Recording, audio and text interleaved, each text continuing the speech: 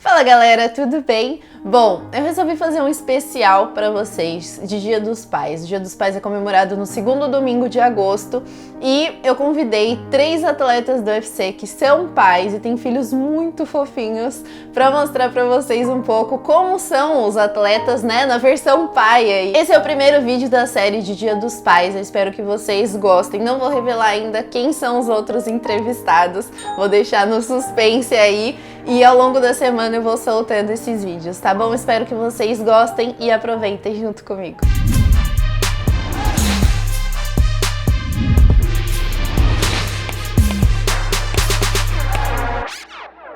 Fala galera, tudo bem? Tô aqui hoje com o Renato Moicano. Tudo bem, Moicano? Tudo bem, Bia, e você? Tudo bem também. Hoje um vídeo muito especial para falar sobre o Dia dos Pais, né, que é comemorado no Brasil no segundo domingo de agosto. E você é pai do Isaac, sempre posta nas redes sociais aí umas fotinhos, uns vídeos sobre ele. Eu quero já começar te perguntando o que mudou na sua vida com a chegada do Isaac.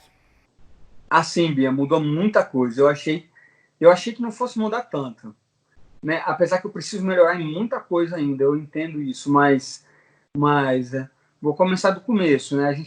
Eu e minha esposa decidimos ter o filho, então foi uma coisa que a gente escolheu. Então, assim, não foi tipo acidente, não. A gente pensou, escolhemos, decidimos.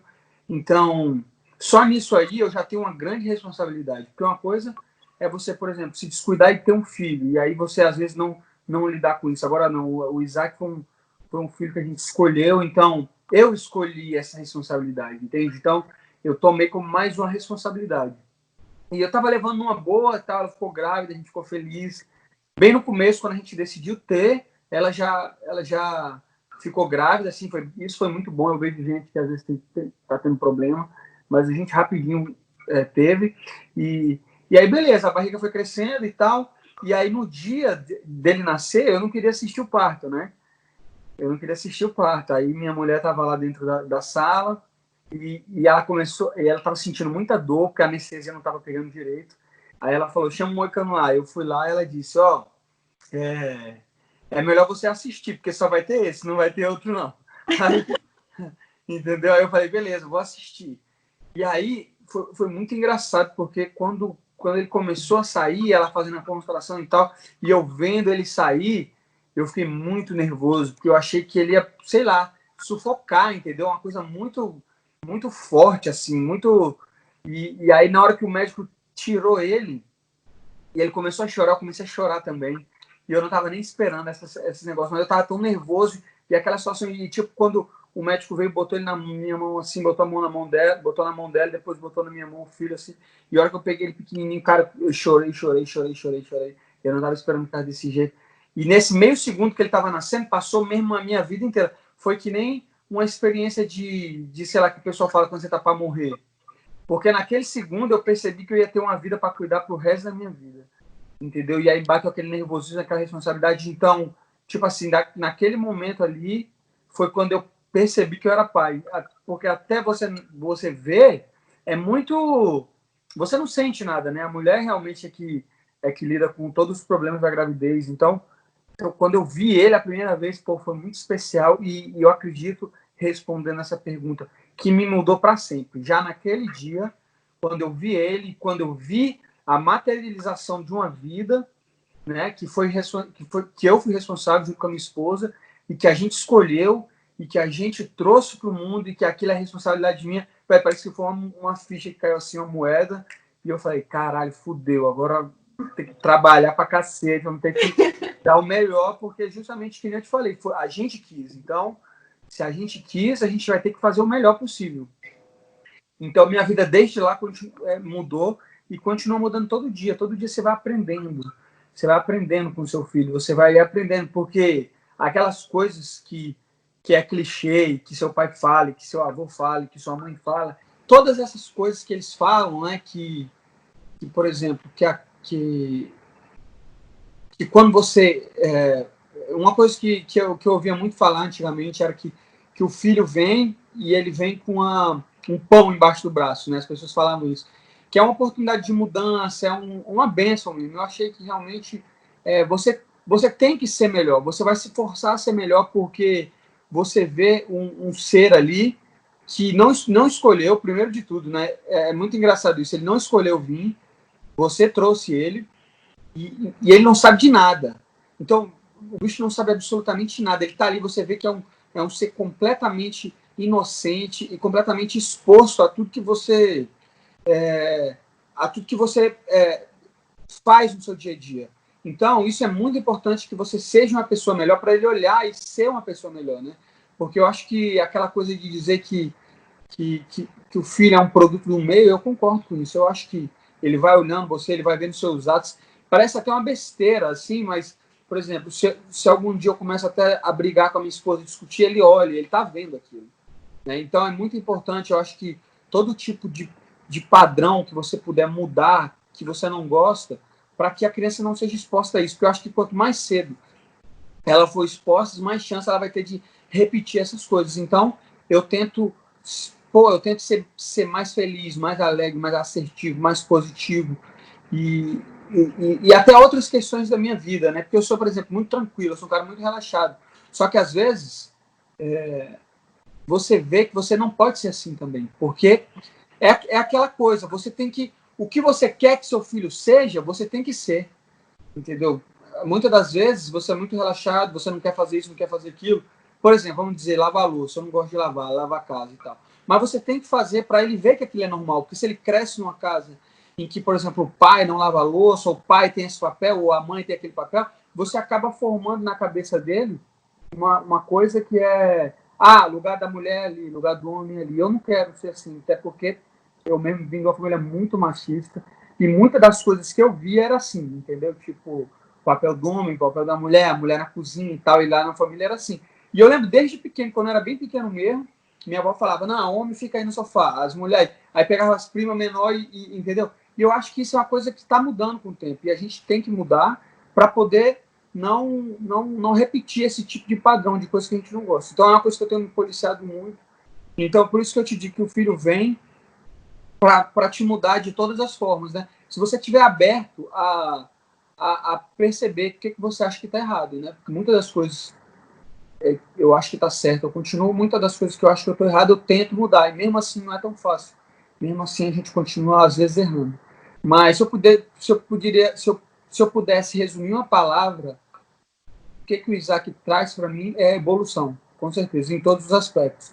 Até porque no meu aspecto profissional é uma coisa que vai impactar ele muito na vida dele, nas oportunidades dele, nas chances que ele vai ter na vida. Então eu quero que meu filho seja muito melhor do que eu, em todos os aspectos. Então, para isso, eu vou ter que ser muito bom em tudo, para poder dar a condição dele estudar na melhor escola, dele ter tudo do melhor para ele poder realizar esse meu sonho, que é ele ser uma pessoa melhor do que eu. Né? Mais feliz em tudo, mais realizado com trabalho, com tudo. Então, vai ser uma coisa difícil para ele. E eu até, você vê como é que é difícil, que a gente fica com um monte de expectativa que a gente nem sabe. Mas uma coisa eu posso te dizer, eu quero tudo de melhor para ele. Então, se você pudesse definir rapidinho, assim, o Moicano antes do Isaac e o Moicano hoje, tipo, como você se definiria? É difícil. Por quê? Porque eu sou muito egoísta. Muito egoísta. Irmão, muito egoísta, muito vaidoso. A gente não admite, a gente que é lutador, mas a verdade é essa. Você é muito vaidoso. Você quer ganhar. Não é só o dinheiro, não é só o cinturão. É você dizer que é o melhor. É você dizer que você é o bom. E isso é muito ruim e muito bom. Entende? Por isso que nada é tão fácil de você dizer. Não é fácil você dizer, isso é bom meu, isso é... Do mesmo jeito que isso é muito bom meu, isso é muito ruim, porque impacta diretamente na vida da minha família. Entendeu? Por exemplo, essa competitividade, essa vaidade e esse egoísmo, se você não tiver como atleta, você não vai chegar a lugar nenhum. Nenhum. Você vai traçar um padrão assim dos caras que se dão bem na modalidade, que são campeões, você pode ter certeza que ele abdica de tudo, inclusive da família, para treinar, por causa dele. E muita gente fala, eu faço isso pelo meu filho, eu faço isso. Cara, eu não acredito. Eu acho que isso é uma grande motivação, mas no final das contas, você faz porque você quer ganhar. Até porque quando o cara começa nesse negócio de eu faço isso, você vê que ele não está tão apegado mais à carreira. Então, Meu filho é uma grande motivação pela questão financeira, para mim ter mais dinheiro, para mim ter mais condições, mas no fundo eu faço isso por mim. Então eu sou muito egoísta, e o Isaac veio mudar isso, de eu ser menos egoísta, de eu pensar menos em mim e ter que pensar mais nele. Porque se você não fizer isso, ele não vive, né? Porque é exatamente, você tem que tirar um pouco de você e dar um pouco mais para ele. Por quê? Porque, que nem eu te falei, ele não sabe de nada. Mas, graças a Deus, a minha esposa, ela me ajuda muito nisso. E ela é totalmente o contrário de mim, né? Se eu sou egoísta, ela é totalmente altruísta, né? Se eu sou vaidoso, ela é totalmente sem vaidade. Então, a gente se equilibra muito e por isso que ela me ajuda muito com o meu filho. Mas se uma coisa eu pudesse cravar, o que o Isaac mudou, ele diminuiu um pouco do egoísmo que eu tinha, né? Na verdade, muito. E é uma das coisas positivas de ter vindo o filho. Do momento que eu decidi que a gente ia ter, eu comecei a pensar em várias coisas, de como é que eu poderia, se era uma decisão que eu queria ter, eu sabia que ia mudar a minha vida, como é que eu ia agir. Então eu fiz um exame de consciência muito grande e no final eu vi que me ajudou até mesmo na minha carreira como lutador, porque se você também é muito egoísta, se você só pensa na sua carreira, você não consegue ver os outros, né? E aí a gente tem que lembrar que é o seguinte, que os outros que estão em volta é que te ajudam. Você pode ver, até mesmo na academia, às vezes a gente vai treinar, a gente quer bater no cara, você quer, meu irmão, essa vontade de você ser o melhor, aí você machuca o cara, isso é um egoísmo seu, e você depois perde um parceiro de treino. É a mesma coisa em casa, você quer ser o melhor e tal, você quer você como prioridade, você quer descansar, só que você tem que ver que você tem uma parceira em casa que precisa também de, de reconhecimento, entendeu? Então, é que nem eu te digo, a gente tem que controlar isso. E o Isaac foi uma forma que eu comecei a ver o quanto era egoísta e o quanto que eu tinha que melhorar. Vamos deixar o egoísmo lá só para a parte do treino, né? Em casa a gente tem que ser mais tranquilo. Então, se você pudesse dizer que a maior loucura que você já fez por ele foi essa, assim, de tirar um pouco da sua própria vaidade, do seu egoísmo, pensando no próximo, assim, no seu filho? Eu não sei se loucura, porque a loucura é você ser um egoísta, né? E cara, é muito louco isso, porque eu tento lutar contra essa parada e não consigo, é muito difícil, velho. Porque é muita competitividade. Eu treino desde os 11 anos de idade.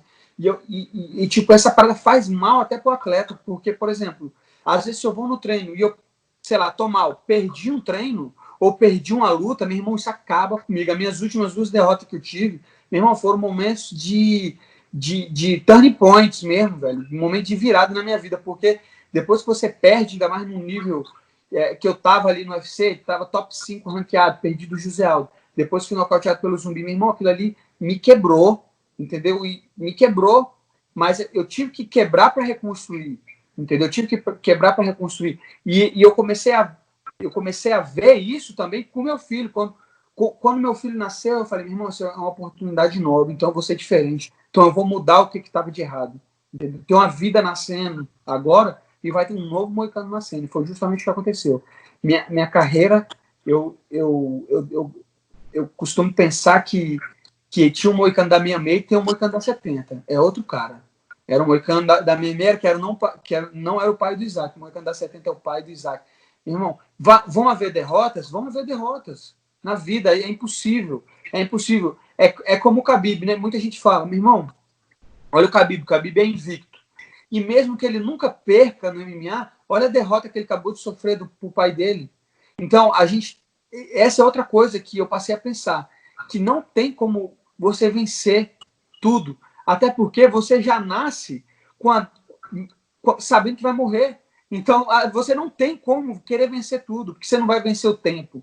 O tempo vence tudo. Então, a gente tem que saber lidar com esses desafios. Eu acho que grande parte dessa minha evolução mental, psicológica, percepção, foi por causa do meu filho e acabou que se aplicou muito na minha carreira. Então, às vezes a gente, que nem eu estava te falando, a gente acha que sendo vaidoso, que sendo egoísta, você vai ser melhor, mas muitas das vezes você está se prejudicando, não deixando que seu ego te deixe melhorar, até porque é o seguinte, se eu vou no treino todo dia e tento ganhar cada treino, você não aprende nada novo. Se você chega no treino todo dia, só treina com os caras que sabem Porque isso acontece muito também. O cara, por exemplo, ele não vai treinar com aquele cara ali porque aquele cara faz uma posição boa em mim. E se você não treina com esse cara, você nunca vai saber como se defender. Então é a mesma coisa na vida, é a mesma coisa com o filho, é a mesma coisa, né? A gente é tudo uma caminhada constante, uma evolução constante. Eu tenho percebido que na verdade isso aí que é a graça da vida. Então ser campeão é legal, eu quero ser campeão, pô, com certeza, né? Com certeza é uma coisa que eu venho trabalhando, mas o mais importante é a caminhada, é aquela velha história que eu falo quando os caras falam assim, não é subir no topo, é a caminhada até lá, entendeu? E eu tenho plena convicção que eu vou chegar e que eu vou fazer o meu melhor. E eu acho que o Isaac foi uma chave de transformação muito grande para isso. Com certeza. Eu fiquei curiosa agora que você falou que tá no mundo da luta desde os 11 anos. Você era competitivo antes de treinar, antes de começar na luta? Ou você acha que não? Assim, foi uma coisa que Não, você foi desenvolvendo? muito, mas é que nem eu te falo. Eu vim de uma família muito competitiva. Não de esporte, mas, por exemplo. E é por isso que eu falo que tudo que você faz, você olha seu pai e você vai querer fazer igual. Meu pai é um cara, por exemplo, eu sou de Brasília, né? Eu nasci em Brasília. Mas meu pai é do Piauí. E meu pai veio de uma família muito pobre no Piauí, né? Eles eram pessoas que não tinham toda essa condição, apesar do meu avô trabalhar bastante. Eram 6 irmãos. Um dos irmãos dele faleceu brincando em casa, pulando no sofá, quando ele tinha, sei lá, 5, 6 anos. E ele era o mais novo. Eles brincando, pulando. E ele caiu, bateu a cabeça e morreu na frente de todo mundo. Isso gerou um trauma muito grande na família. E meu avô virou alcoólatra, parou de trabalhar, minha avó. Então é uma história bem sofrida. E eles, o que aconteceu? Eles vieram para Brasília, né, para buscar melhores condições do que no Piauí. E logo que ele chegou aqui, meu pai era muito novo e meu pai era um cara que gostava de estudar. Então o que aconteceu? Meu pai,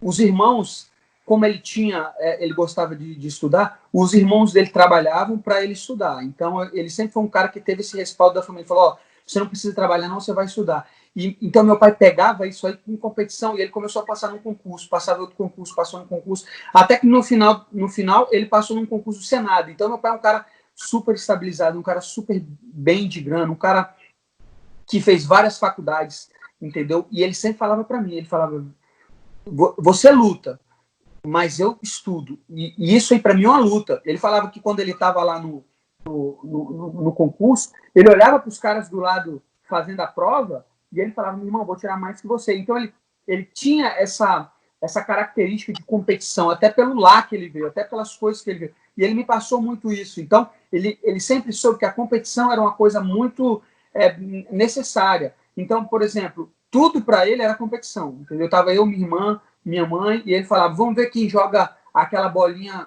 e acerta o lixo? Aí falava, vamos, quem ganhar, eu dou R$10. Aí a gente ficava tentando. E ele sempre botava isso, entendeu? Ele fazia até umas coisas meio erradas, por exemplo, a gente ia no McDonald's e tal, ele pegava o lixo no carro, aí ele falava assim, vamos ver quem acerta no lixo. Aí, e sempre botando dinheiro, entendeu? Sempre ele falava, se acertar é isso, se acertar é aquilo, vamos ver quem corre mais. Ele sempre estimulou muito essa minha competitividade. Então acabou que eu, sei lá, eu entrei no judô com uns 10 anos de idade, talvez até mais novo, e eu não queria perder nada, eu queria sempre ganhar, porque eu associei muito essa questão de vencer, né, com meu pai gostar, de querer mostrar para ele que eu era bom e tal. Então, a competitividade sempre foi muito estimulada. E meus tios também era a mesma coisa. Meus tios, né, como eu te falei, eles trabalhavam, então eles foram estudar depois de mais velho. Então, meu tio sempre falava para mim, ele falou, estuda, senão tu vai ficar que nem eu, 40 anos, 50 anos, e tem que estudar para passar no concurso, né? E ao mesmo tempo, quando a gente juntava os primos, a família toda, era sempre assim, sempre muita competitividade. E acabou que eu levei isso para a vida. Mas é engraçado, porque ao mesmo tempo que eu era muito competitivo, eu não gostava de competir. Tipo assim, no esporte. Então, tinha um campeonato de judô, um campeonato de jiu-jitsu, depois que foi para mim, eu ficava muito nervoso, entendeu? Justamente porque eu queria ir bem. Aí eu ia mal, aí eu fui ruim e fui mal, aí eu senti isso. Eu lembro até hoje desse campeonato de judô que eu fui, eu ganhei a primeira, ganhei a segunda, ganhei a terceira. Aí na quinta luta, tava minha família toda, eu era bem novinho, devia ter uns 10, 11 anos. Tava a família toda assim no ginásio, E aí alguém gritou para mim, eu olhei. Nessa hora que eu olhei, o moleque me deu um ipom. Né? E nessa hora que eu perdi, aí eu vi o segundo lugar, aí eu, fiquei muito triste. Por isso que eu acho que também é muito complicado esse negócio de competição para criança. Você tem que saber lidar muito bem, porque a criança ela ainda não tem o entendimento que o adulto tem. Então, eu me senti muito mal, que eu perdi, e eu quis parar de competir, justamente com medo de perder. Então, olha que doideira. Você é competitivo, você gosta de competir, mas eu tinha medo de perder, entendeu? Então, eu continuei por muitos anos treinando muito na academia sem competir. Então, eu treinei, sei lá, dos 10 anos. Aí depois, com uns 14, 13, eu comecei jiu-jitsu. Depois eu comecei boxe. E depois, até os 19 anos, eu treinei todos os dias da minha vida. Jiu-jitsu, boxe. Era mais jiu-jitsu e boxe. O Muay Thai eu comecei com 18 anos. E treinava todo dia. E fiz muito poucas competições. Se eu competi 5 campeonatos de jiu-jitsu, foi muito. Se eu competi 5 lutas de boxe, foi muito. Porque eu tinha muito essa pressão de querer competir, mas não querer perder.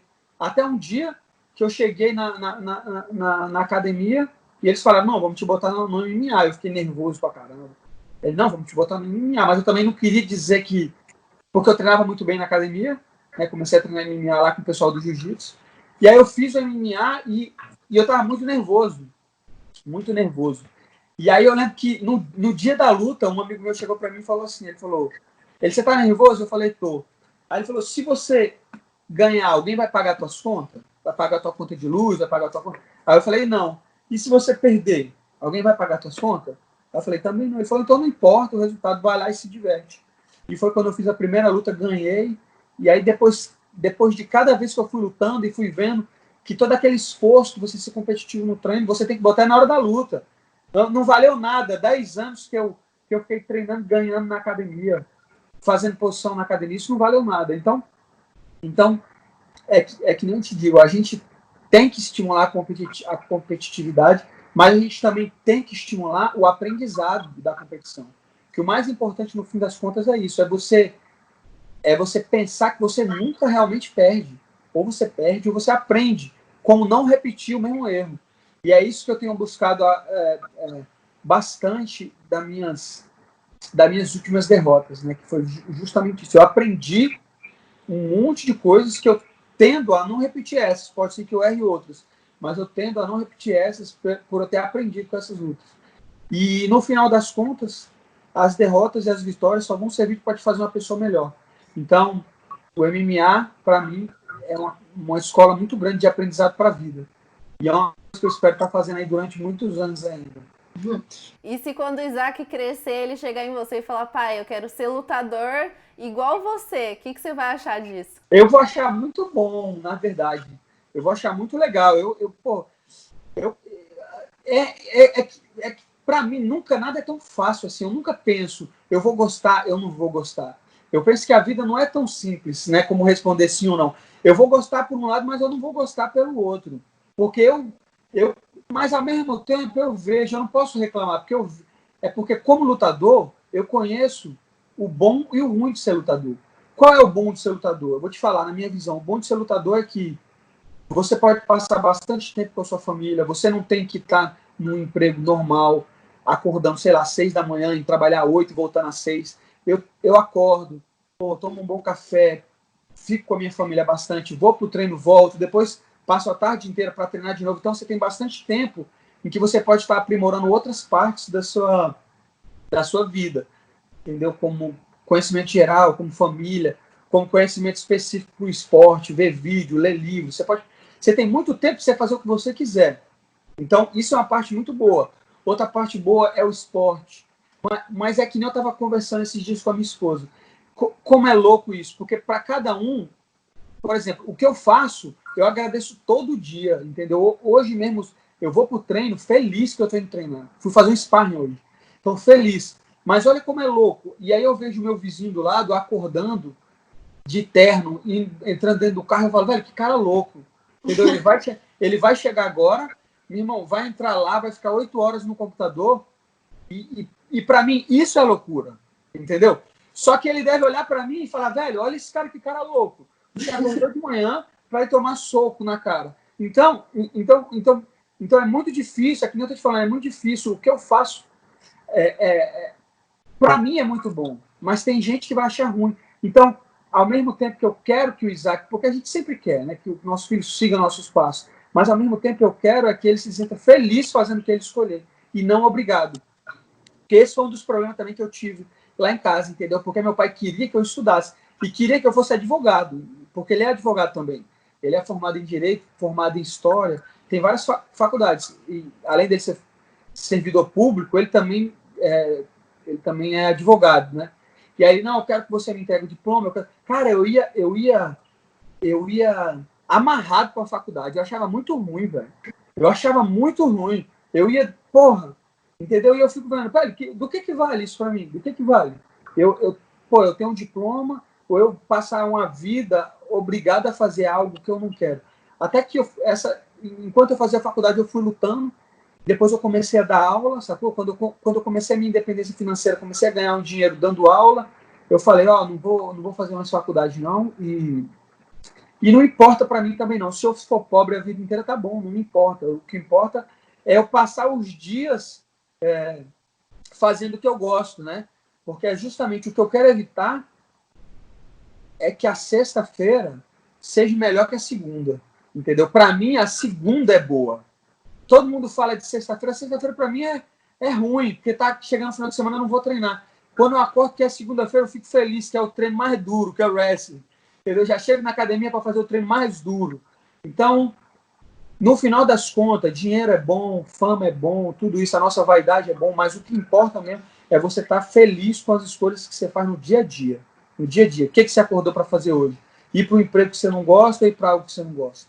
Então, essas são as coisas. Mas é lógico que, como eu estou te falando, que eu conheço a parte boa e a parte ruim de ser um lutador. Essa é a parte boa. Qual que é a parte ruim? É insegurança financeira. A parte ruim é responsabilidade. A parte ruim é o estresse de você lutar, de ter que fazer uma performance na frente de muita gente. É o hater, o cara que vai te xingar independente de você ser bom ou não, de você ganhar ou não. As pessoas não estão satisfeitas. Então, para mim, isso é uma parte muito pequena do que são as partes boas. Mas aí o Isaac vai ter que ver o que ele acha disso. Eu não vou forçar ele a nada. Eu quero que ele treine, eu quero que ele seja feliz, eu quero que ele lute. Mas para mim o mais importante é ele escolher algo que ele goste e que ele faça com amor a vida inteira. Porque só tem uma coisa que eu não quero que ele faça. Uma coisa que ele faça. Viva a vida sem atingir 100% do potencial dele. Que é isso que as pessoas fazem, entendeu? As pessoas às vezes desistem do sonho. E não é porque é fácil, é difícil. Entendeu? Porque, por exemplo, se ele chegar um dia e falar, meu irmão, eu quero ser astronauta, vamos supor. Aí eu falo, meu irmão, vamos fazer essa parada. Não é porque é difícil que você não vai conseguir. E talvez você não consiga também. Isso é uma coisa muito importante de falar. Porque não é porque você quer que você vai conseguir. Mas é importante que você tente. É importante que você se esforce. Porque, de repente, como lutador, vamos dar um exemplo. Eu sempre quis ser um lutador, sempre quis ser um campeão.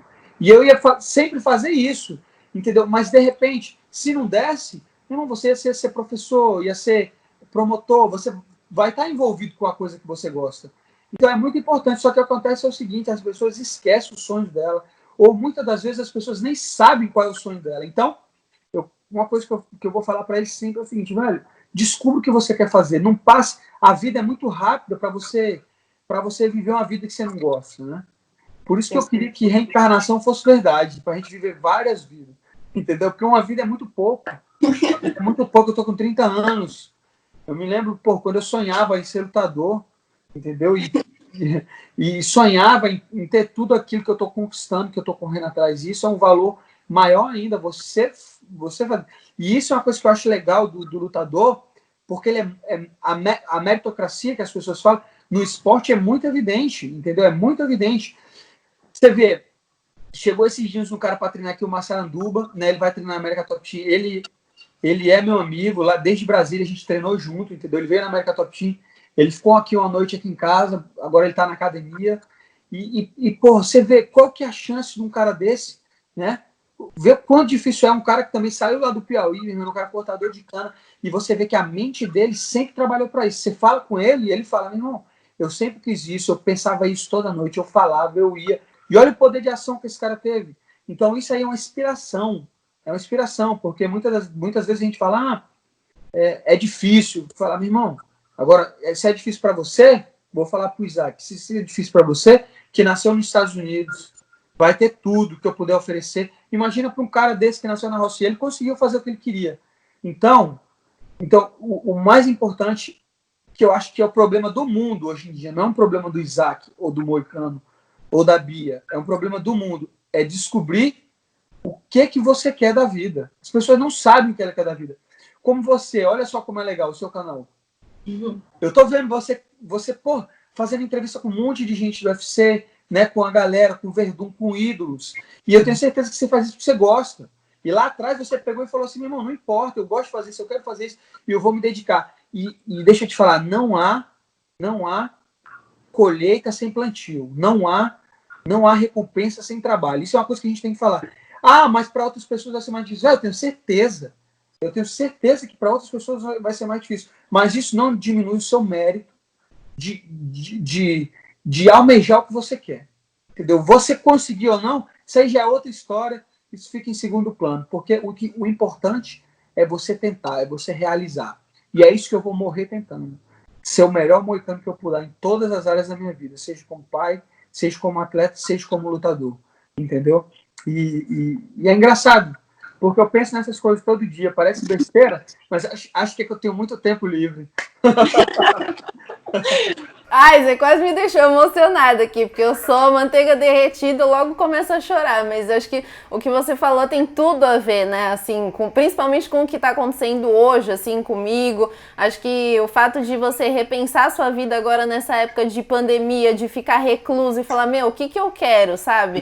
Então, recentemente eu tomei uma decisão muito importante na minha vida, que foi largar o meu emprego pra me dedicar mais ao canal, que é uma coisa que eu acredito que vai dar certo. Então, quando você falou isso, tipo, tem tudo a ver com o que tá acontecendo comigo também. Então, acho que é isso, sabe? Você descobrir o que você quer, ir atrás dos seus sonhos e passar isso para futuras gerações, que é o Isaac aí também, né? Exatamente. Então é isso. É por isso que eu te digo o seguinte. Para quem não sabe onde quer chegar, qualquer estrada vale. Qualquer estrada vale. Então, eu sinto que esse é o grande problema das pessoas, velho. Entendeu? As pessoas... Até porque, como a gente é criado, é muito para isso, entendeu? Principalmente no Brasil. Eu vejo que a gente tem uma cultura muito grande de por exemplo, ir para o colégio, se formar na faculdade, em Brasília, principalmente, passar no concurso público, e o cara nem sabe se ele quer isso, entendeu? Então, desde criança, eu sempre vou incutir no Isaac a questão do pensamento crítico. É pensar, você vai fazer isso por quê? Você gosta disso? Porque não existe, como as pessoas falam, isso não dá dinheiro. Cara, a internet tá provando que até jogar videogame dá dinheiro. Até jogar videogame dá dinheiro. Deixa eu te falar, YouTube, o cara botar uma câmera e falar sobre qualquer besteira que ele quiser. Entendeu? Tem uns humoristas aí que eu morro de rir no YouTube, que os caras só falam merda. Só merda. O cara fala um conteúdo que você não aproveita, mas aquilo te faz rir. Aquilo é engraçado. Entendeu? Então, quantas milhões de pessoas estão assistindo aquilo? Então, você tem que descobrir. É porque as pessoas não têm muita noção de gestão, mas você tem que descobrir o que você quer fazer, qual é o seu público, o que você está disposto a fazer. E, meu irmão, depois que você traçar a meta, você não pode desistir. Tem um filósofo que ele fala muito isso, Nietzsche, né, naquele livro, Assim Falava Zaratustra, que ele fala que depois que você tem que pensar muito sobre o que você quer fazer. Você tem que pensar muito. Conjecturar, você tem que pensar em todas as situações, mas depois que você escolher, você não pode dar um passo nem para pegar impulso. Por quê? Porque a sociedade e o mundo vão fazer você desistir. E era exatamente o que acontecia comigo. O universo vai conspirar para tentar te derrubar. E era justamente o que acontecia quando eu falava que era lutador, que eu queria ser lutador. Por isso que eu tinha até vergonha, entendeu? Às vezes eu ia treinar, aí a nego falava, o que você quer? Eu falava, não, eu vou fazer direito, vou me formar. Mas no fundo eu queria ser lutador. Porque quando eu chegava e falava assim, eu quero ser lutador, nego, tu não vai conseguir não. Tu sabe quantas pessoas tem que é lutador? Você sabe quanto que você tem que ralar? Você sabe... E essa foi uma das coisas que eu aprendi na minha luta com o José Aldo. Que a culpa não foi minha. Aliás, a culpa foi minha por ter deixado os outros entrar na minha cabeça. Entendeu? Porque, por exemplo, a estratégia com o José Aldo era clara. Eu tinha que botar ele na grade, eu tinha que fazer o que o Volkanovski fez, que era o quê? Pressionar ele, eu sendo muito maior que ele, eu sendo muito mais novo, tendo muito mais gás, né? E tendo que evitar o jogo de trocação, que era o melhor. Eu devia ter botado ele na grade, devia ter tentado derrubar, devia ter usado o meu grappling. Só que as pessoas falavam, você não vai derrubar o José Aldo. O José Aldo tem não sei quantas defesas de queda. O José Aldo... E aí, se você não estiver totalmente concentrado no que você quer, esses pensamentos vão entrar. E no final das contas, você vai começar a duvidar de você mesmo. Por isso que você não pode dar ouvido para as pessoas que não têm nem ideia de qual é o preço que você paga, que é a mesma coisa do YouTube. As pessoas não têm nem ideia, por exemplo, de quantas pessoas você pode alcançar, elas não têm nem ideia de com quem você já está trabalhando. Então, muitas das vezes, eu estou ouvindo pessoas que eu gosto, que são amigos, mas que nunca nem me viram treinar, que não sabem nem do meu potencial. E muitas das vezes, o meu treinador que está lá, o Mike Brown, que ele falava para mim, ele falava, meu irmão, você derrubou todo mundo na academia, você tem totais condições de derrubar ele. E em vez de você ouvir o cara que foi eleito o melhor treinador do ano, que treina na América Top Team, você vai ouvir o Zé Mané. Essa foi uma das coisas que eu aprendi e que eu resgatei. Porque lá, quando eu comecei, era a mesma coisa. Você não vai conseguir ser lutador, você nunca vai fazer dinheiro com isso, você nunca vai fazer isso, você nunca vai fazer isso. E eu entrava por um ouvido e saía pelo outro. Entrava por um ouvido e saía pelo outro. Mas o que acontece? A vaidade, o egoísmo, você quer ser o fodão, você quer parecer bom para todo mundo, você quer ouvir todo mundo, você quer que todo mundo goste de você. Irmão, ninguém agradou todo mundo, nem Jesus Cristo. Então hoje, o que eu tenho é o seguinte, eu tenho o meu time, eu tenho as pessoas que eu confio e eu tendo a confiar nas pessoas que já acertaram comigo, entendeu? Então, eu tenho um grande amigo que eu sempre falo com ele, ele não tem nada a ver com luta, mas ele é um cara que sempre na minha vida que eu perguntei a parada dele falou, foi desse jeito. Porque eu acho que, como você, por exemplo, eu nem sei, você já treinou? Eu faço jiu-jitsu. Você faz jiu-jitsu. Mas, por exemplo, você nunca treinou MMA ou nunca treinou strike, mas eu conversando com você, você vê que você claramente sabe o que você está falando sobre MMA, sobre lutas. Por quê? Porque é uma mentalidade muito atrasada de dizer que só pode saber de luta quem faz luta. Não é. Do mesmo jeito que só pode saber de futebol quem faz futebol, não. Deixa eu te falar, às vezes um cara que só assiste futebol 24 horas por dia, ele sabe mais de futebol do que um cara que joga. Porque ele tem tempo de olhar, ele vê as técnicas, ele estuda. É a mesma coisa em luta, entendeu? Então, muitas das vezes, se a pessoa for inteligente, ela vê à frente, né? Você vê um caso engraçado aí do Bill Gates, eu não sei se você viu esse negócio, mas ele dá algumas palestras, né? Aqui pro Congresso americano, falando. E, sei lá, há uns 5 anos atrás ele fez um TED Talk falando sobre uma pandemia, que talvez poderia acontecer uma pandemia, imagine com o tanto de aeroporto que a gente tem. Então, o cara fez uma previsão de uma coisa que aconteceu hoje, que parou o mundo há 5 anos atrás com uma precisão extrema.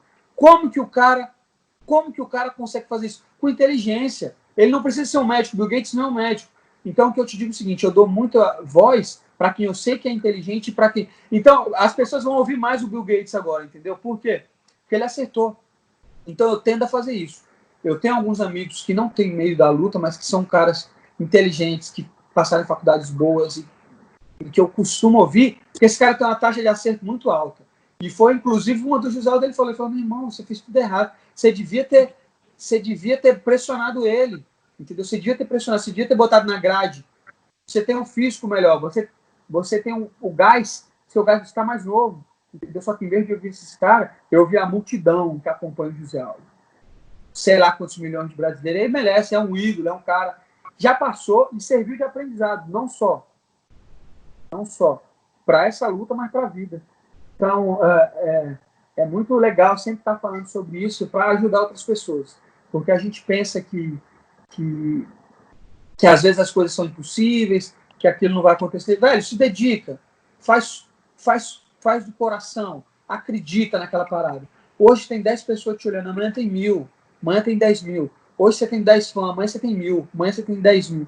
Hoje você tem 10 lutas, amanhã você tem 20, depois você tem um cinturão. Pô, é claro isso. Você vê a evolução. Pô, eu vejo a evolução de vários caras no MMA que eu vejo que é isso. Entendeu? O próprio Ed Alvarez aí.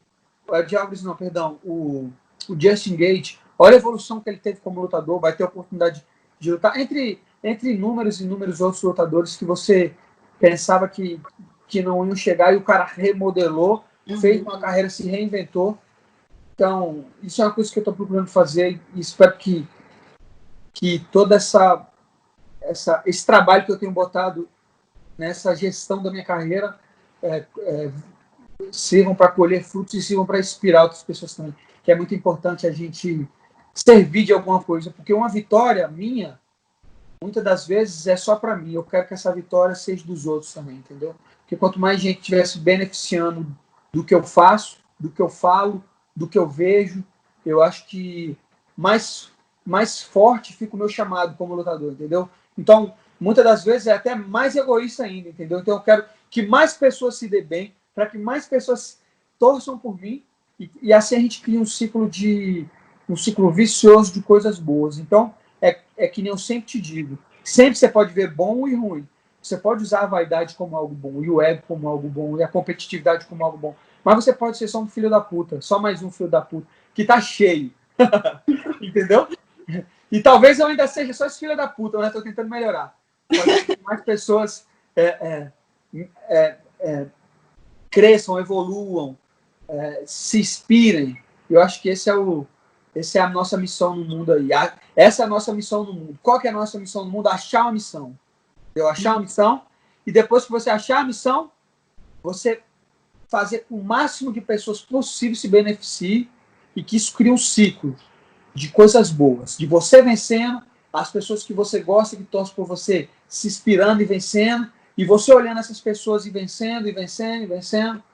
E parece uma ambiguidade no mundo da luta, que quando você vence, você tem que destruir alguém. Também pensei muito nisso. A gente fala de bom e de ruim, que você tem que melhorar, mas ao mesmo tempo você está destruindo um cara.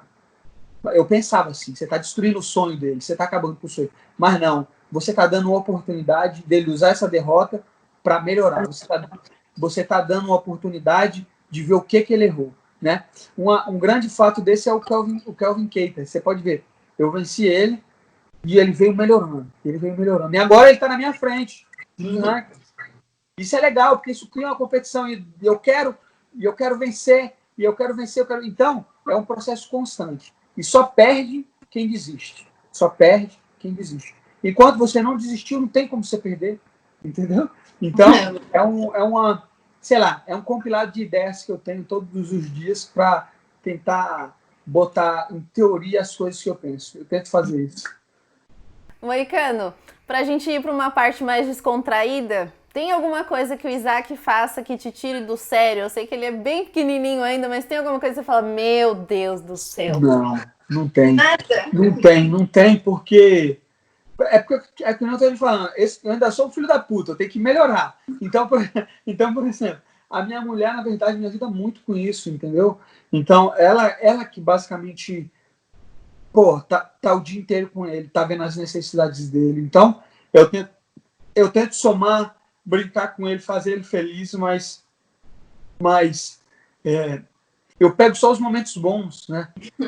Entendeu? Eu pego só os momentos bons quando ele tá feliz, assim, porque aí ele começa a chorar, ele já quer peito, então ele vai pro peito, vai mamar. Mas eu tenho certeza que vão haver muitos desses momentos quando a gente começar a interagir, com certeza, porque independente de ser filho ou não, o ser humano é difícil, né? O ser humano é difícil, porque sempre eu tô querendo uma coisa, ele tá querendo outra coisa. E a gente tem que doutrinar, a criança não sabe nada. Eu tava falando com um amigo meu também que tem filho, ele tem que segurar o moleque para escovar os dentes. É maior trabalho para dar banho. E eu me lembrei, eu também era a mesma coisa, eu não tomava banho, entendeu? Não gostava. Minha mãe falava assim, vai tomar banho. Eu pegava, molhava o cabelo na pia e saía. Passei anos assim sem minha mãe saber. Entendeu? Ela achava que quando eu era moleque, ela achava que eu tomava banho, eu molhava o cabelo na pia, sujo, ia dormir. Acordava o lençol todo sujo. Entendeu? Então, você vê uma criança, né? É que não te falo. E até você botar essa, né? Até ele entender que escovar o dente, que tomar banho, que ser uma boa pessoa, que não ser um filho da puta, que não ser um egoísta, né? Isso aí são tudo coisas que você tem que... Isso vai ser chato. Mas deixa eu te falar uma coisa.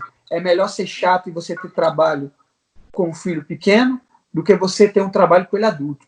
Porque se você não fizer isso quando ele é criança, quando ele tiver adulto, você vai ter que criar seu filho pro resto da vida. Então, esse é Dá uma coisa duas vezes mais trabalho, né? vai dar 2 vezes mais trabalho. Porque se você não ensinar para ele o valor do dinheiro, se você não ensinar para ele o valor do trabalho, se você não ensinar para ele o valor da humildade, por que a humildade é tão importante? Você que está um papo descontraído, mas eu começo a entrar em filosofia. Porque se você não for humilde, você não aprende. Se você não aprende, se você acha que você sabe tudo, para que você vai aprender mais? Então, é engraçado. O Isaac, ele é um papel em branco que a gente está preenchendo. E a única coisa que eu posso fazer agora, a única coisa que eu posso preencher ele é de amor. Amor, amor, não tem briga, é só amor, tento não discutir, é só beijo, irmão, é só carinho, é só abraço, é tudo na hora dele, entendeu? Quando ele começar a entender que eu vou ter que começar a falar, não faz isso, não faz aquilo, ter muita paciência e botar a forma nele, para que nunca mais ele saia do caminho, né? E o caminho é esse, é ser uma pessoa boa, é perceber que ele não está sozinho no mundo, é perceber que o caminho dele ele vai ter que achar sozinho também. Porque isso era outra coisa que eu mesmo achava, que o caminho estava pronto, que você escolhia, não, é isso. Ou então eu esperava muitas vezes que a pessoa me desse uma resposta, faz isso, faz aquilo, mas não existe isso. O seu caminho você tem que descobrir, você tem que achar, e é por isso que é tão importante e tão valioso você se conhecer para saber o que você quer e para você dedicar aquilo 100% do seu tempo. Parece uma utopia, mas é uma coisa que a gente tem que buscar, não tem jeito. Com certeza. E tem alguma coisa que ele já faz, assim, que você fica encantado, que você ama que ele faça? Tipo, às vezes uma risadinha. O que te enche de orgulho, assim? Pô, o que me enche de orgulho é que ele é muito sorriso, né? E é engraçado que bateu no nome dele. O nome dele é Isaac, né? Isaac vem da Bíblia, né? O filho de Abraão, e ele significa aquele que ri, né? Porque quando Abraão tinha 90 anos, Deus falou, eu vou te dar um filho. E ele riu. A mulher dele também tinha 90 anos. Aí Deus falou assim para ele, só porque você não está acreditando em mim, você riu, você vai botar o nome do seu filho, vai ser Isaac, aquele que ri. E ele não acreditou naquilo. Depois de um tempo, estava a mulher dele de 90 anos grávida, né? Então Isaac significa aquele que ri. A risada é de Deus. E é justamente o que ele faz. A qualquer momento do dia, se você chega e você olha para ele ri. Qualquer pessoa, ele ri. Ri. Então, para mim, eu já estou feliz. Eu já estou feliz que ele já está demonstrando todo o sentido de ser feliz. Né? E é isso que se trata a vida. A vida se trata de ser feliz.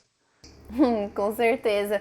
Moicano, então, pra gente encerrar, te desejo um feliz Dia dos Pais. Que você tenha muita felicidade com o Isaac, com a sua família. E obrigada por esse papo. É sempre bom a gente trocar essa ideia, bater um papo, fazer uma reflexão, mesmo que às vezes fuja um pouquinho do tema, mas, nossa, sempre é muito válido conversar com você. Agradeço demais. Que se eu começo a falar, não paro. Tem esse problema. Obrigada mesmo, viu? Tá bom? Obrigado. Se quiser desejar um feliz Dia dos Pais aí para todo mundo que é pai que tá assistindo a gente também, pode ficar à vontade. Feliz Dia dos Pais para todo mundo. Feliz que esse dia sirva para você pensar o que você está fazendo de modelo para o seu filho, né? Para os filhos, agradecer aos pais, porque isso é muito importante também. Porque independente do seu pai ser um filho da puta também, dele não saber, ele é seu pai. Sem ele, você não estaria aqui. Então, ele é uma oportunidade de você também melhorar, independente de qualquer coisa. Então, por isso que pai e mãe é tão importante. Ele é uma oportunidade de você fazer diferente ou fazer igual, dependendo do seu pai. Então, um feliz Dia dos Pais para todo mundo aí. E obrigado a todos que estão acompanhando aí o canal, acompanhando os vídeos. E precisando, estamos aí. Valeu. Obrigada, Moicano. Valeu. Bom, a gente está encerrando o primeiro vídeo da série de Dia dos Pais. Espero que vocês tenham gostado. Teremos ainda mais 2 vídeos, então fiquem ligados. Não se esqueçam de se inscreverem no canal e deixem um like se vocês gostaram, tá bom? Falou!